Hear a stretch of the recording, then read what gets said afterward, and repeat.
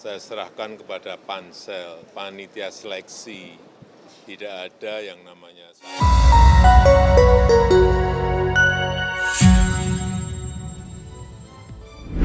10 tahun lalu, mayoritas masyarakat memilih Jokowi sebagai Presiden ke-7 RI untuk mencegah Prabowo Subianto berkuasa. Prabowo dianggap sebagai bagian dari simbol kekuatan Orde Baru yang diputus melalui reformasi 1998. Kini tak hanya bersekutu, Jokowi bahkan mendukung penuh Prabowo dengan menempatkan anak sulungnya sebagai pendampingnya. Dan hal tersebut berhasil di Pilpres 2024. Lantas, bagaimana kiprah Presiden Jokowi menjelang Purna Bakti? Berikut ini hari-hari terakhir Jokowi menjabat Presiden Indonesia.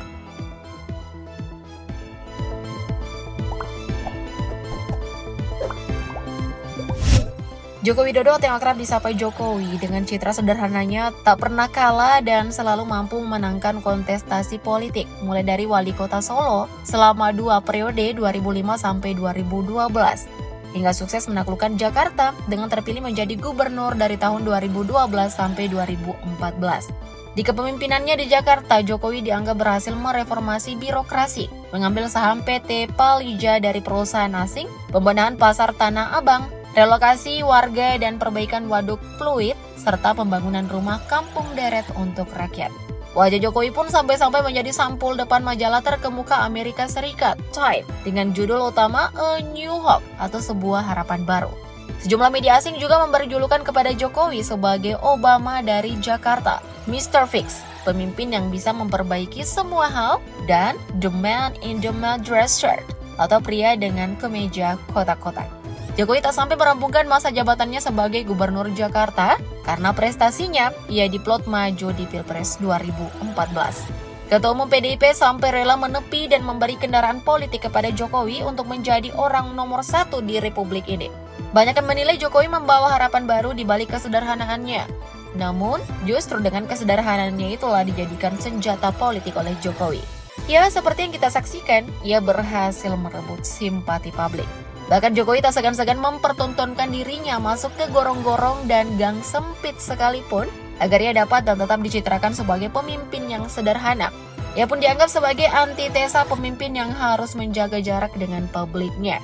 Latar belakangnya yang kontras dengan lawan politiknya, seperti Prabowo Subianto. Di pemilihan presiden, sukses membawanya untuk menjadi Presiden RI selama 2 periode, 2014 sampai 2019 dan 2019 sampai 2024. Sebagai antitesis Prabowo, Jokowi dianggap mampu memberikan jawaban bagi Indonesia yang dibayang-bayangi Orde Baru yang anti kritik dan otoriter. Kita tak dapat menutup mata bahwa terdapat prestasi yang berhasil ditunjukkan oleh Jokowi pada masa awal kepemimpinannya. Sejak terpilih sebagai Presiden RI dari tahun 2014 silam hingga saat ini, atau 1 dekade memimpin Indonesia, Jokowi telah membawa banyak perubahan, khususnya dalam hal pembangunan dan infrastruktur. Setidaknya sejak 2014 sampai 2023, terdapat pembangunan jalan tol yang panjangnya mencapai 1.713,83 km. Hal inilah yang membuat Jokowi disebut-sebut sebagai Bapak Infrastruktur. Dalam hal ekonomi, GDP atau Gross Domestic Product Indonesia berada pada angka stabil sebesar 5% dari 2014 sampai 2024. Karena itu tak berlebihan jika Presiden Jokowi mampu membangun banyak infrastruktur dan menggait investor dalam hal pembangunan di tanah air. Namun ambisi dan warisan utama Jokowi dalam bidang infrastruktur pada faktanya tak selalu berujung baik. Sejumlah pihak memberikan rapor merah kepada Jokowi, terutama periode keduanya memimpin sebagai kepala negara. Setidaknya ada beberapa isu sentral yang menjadikan Jokowi dianggap gagal sebagai presiden dalam memimpin Indonesia. Misalnya saja mengenai isu cipta kerja, pelemahan KPK, pelanggaran HAM, kontroversi pemindahan IKN, hingga soal dinasti politik di pemilu 2024. Untuk hal yang terakhir ini nih, sudah sangat terang-terangan dilakukan Jokowi di akhir masa jabatannya sebagai presiden. Pada Oktober 2023 lalu, Jokowi memang pernah berjanji untuk netral di Pilpres 2024. Bahkan sang Presiden ke-7 RI ini berulang kali menegaskan bahwa dirinya bersikap netral. Tak sebatas itu, instruksi netral selama pemilu disampaikannya untuk para pemimpin daerah, aparatur sipil negara, hingga personel TNI Polri yang diundangnya datang ke Istana Negara. Lalu sikap netral Jokowi kembali disampaikannya untuk menjawab suara publik yang ingin ia tetap netral. Jokowi pun mengundang makan siang di istana bersama ketiga bakal capres kala itu, yakni Anies Baswedan, Prabowo Subianto, dan Ganjar Pranowo. Namun, seperti yang kita lihat, Jokowi justru meruntuhkan sikap netralnya dan jelas-jelas membangun dinasti politik yang melanggar etika dan moral politik.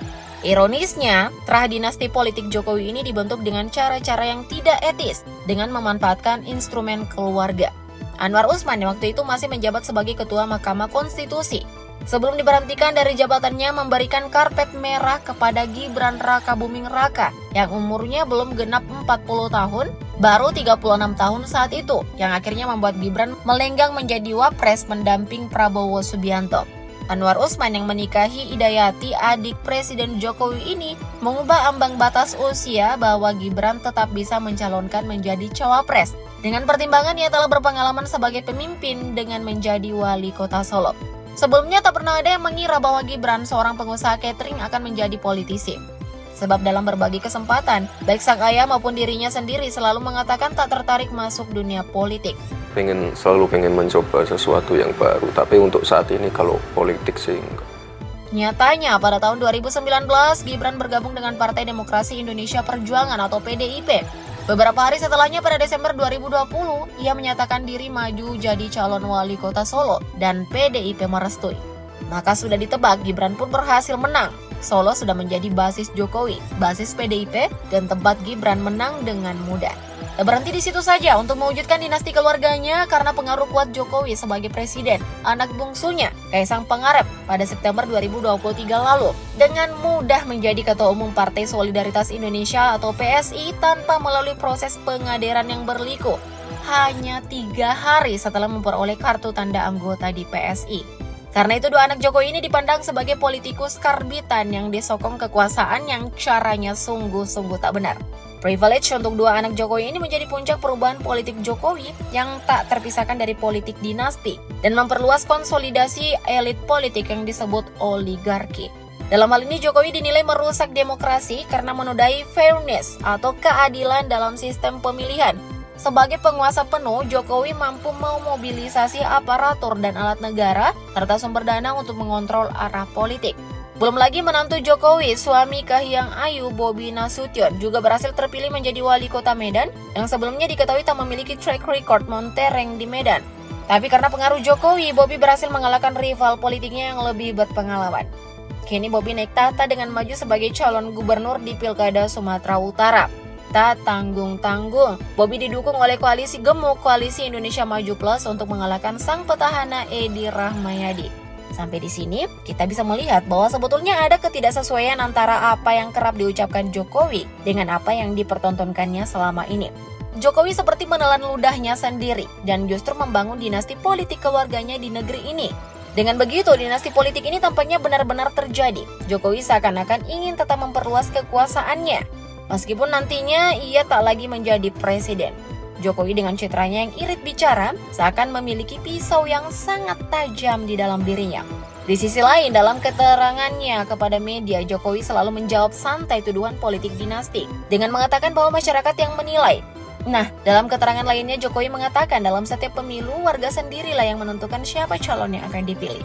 Di masa purnawakti Jokowi sebagai presiden, bisa dikatakan ia benar-benar telah berhasil merangkul kelompok elit politik yang pernah berseberangan dengan dirinya. Hal inilah yang menjadikannya sebagai aktor politik yang disegani dan masih sangat kuat di negeri ini.